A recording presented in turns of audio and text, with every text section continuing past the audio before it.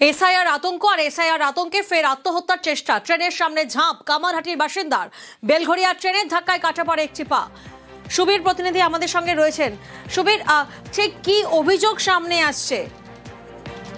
দেখো, কামারহাটি পৌরসভার প্রফুল্লনগর লোল্যান্ডের বাসিন্দা ৬৫ অশোক সর্দার, তিনি তার যে এসআইআর এর যে তালিকা, সেই ২০০২ ভোটার তালিকায় তার স্ত্রী এবং স্ত্রীর পরিবারের কারোর নাম না থাকায় দুশ্চিন্তায় ছিলেন এবং বারংবার পরিবারের লোকের সঙ্গে এ বিষয় নিয়ে আলোচনা করছিলেন এবং তাকে চিন্তা গ্রাস করছিল এবং সেই দুশ্চিন্তা কিন্তু আস্তে আস্তে গতকাল রাত্রিবেলা সে কিন্তু সিসিআর ব্রিজ অর্থাৎ বেলঘড়িয়া এবং দমদম স্টেশনের মাঝখানে সেখানে কিন্তু ট্রেনের সামনে ঝাঁপ দিয়ে আত্মহত্যার চেষ্টা করে এবং তার একটি পা বাদ গিয়েছে এবং সেখান থেকে তাকে আশঙ্কাজনক অবস্থায় আরজিকর হাসপাতালে নিয়ে গিয়ে ভর্তি করা হলে তাকে ইতিমধ্যে তার অপারেশন শুরু হয়েছে বলে জানা যাচ্ছে এবং তার চিকিৎসা চলছে। এবং এই যে ঘটনা, অর্থাৎ এই যে তার যে নাম না থাকা এসআইআর এর কারণে যে আত্মহত্যা করার চেষ্টা করলেন, এই নিয়ে যেমন তার পরিবারের মধ্যে একটা চিন্তা, পাশাপাশি এলাকার মধ্যে কিন্তু একটা চাঞ্চল্য তৈরি হয়েছে।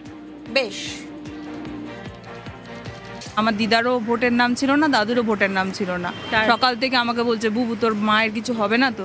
না বাবা, হবে না। কদিন ধরেই বাবা বলে যাচ্ছে আমার কিছু নেই, আমাকে তাড়িয়ে দেবে, আমাকে বাঁচতে দেবে বলে কি টেনশন করে এই কাজটা করেছে আমরা জানি না দাদা। ভেতরে ভেতরে শুধু রেখে দিয়েছে, এক কথা বলতো মরে যাবো মরে যাবো, আমাদের কেউ নেই বাবা মা ছাড়া, কেউ নেই।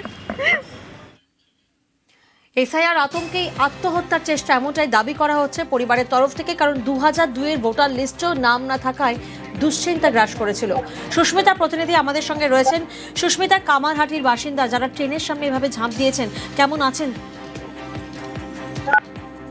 গতকালের তুলনায় তার অবস্থা এই মুহূর্তে স্থিতিশীল হলেও বিপদমুক্ত নয়। তার কারণ অনেকখানি রক্তক্ষরণ হয়েছে, বয়সটাও ৬০। ফলত চিকিৎসকরা গতকাল রাত থেকেই ধান্দে ছিলেন তাকে অস্ত্রোপচারের জন্য নিয়ে গেলে অপারেশন করলে সেটা কতখানি সাকসেসফুল হবে বা সফল হবে। যদিও পরিবারের সদস্যরা ইতিমধ্যেই সম্মতি দিয়েছে, তাকে অস্ত্রোপচারে নিয়ে যাওয়া হয়েছে, অপারেশন থিয়েটারে ইতিমধ্যেই নিয়ে যাওয়া হয়েছে। অস্ত্রোপচার দিয়েছে, একটি পা কেটে বাদ দিয়েছে এবং সেখান থেকে বিপুল পরিমাণ যে রক্তক্ষরণ সেটা হয়েছে।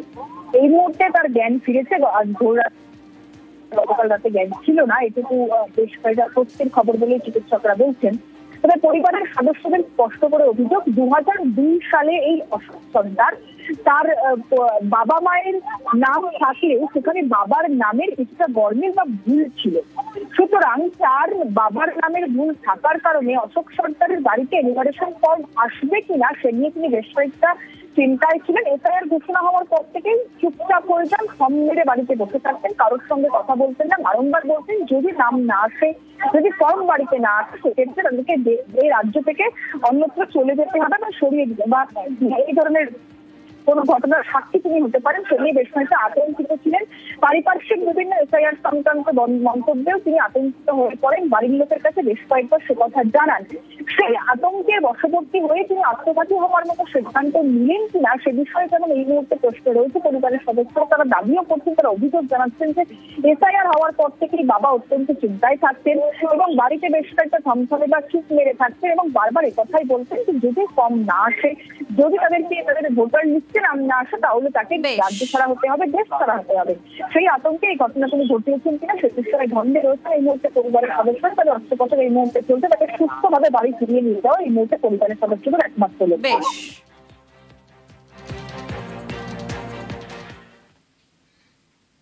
একদিকে এসআইআর আতঙ্কে আত্মহত্যার অভিযোগ সামনে আসছে, অন্যদিকে আবার এসআইআর এর কাজের চাপ, যার জেরে আত্মঘাতী বিএলও।